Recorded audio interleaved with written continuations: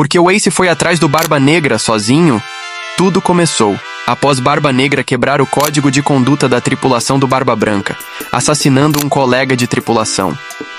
Vários membros da tripulação, incluindo o próprio Barba Branca, avisaram Ace para não ir sozinho.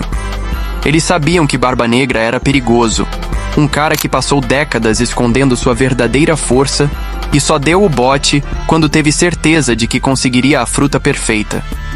Mas Ace era teimoso, cabeça quente e movido pelo senso de honra. Ele acreditava que, como comandante, era sua obrigação pessoal resolver isso, e achava que era forte o suficiente para derrotar Teach sozinho. Seguindo seu senso de honra, Ace foi atrás de Teach e acabou sendo preso e entregue à marinha, o que resultou na Guerra de Marineford, onde acabou sendo morto por Akainu, na tentativa de salvar seu irmão mais novo, Luffy.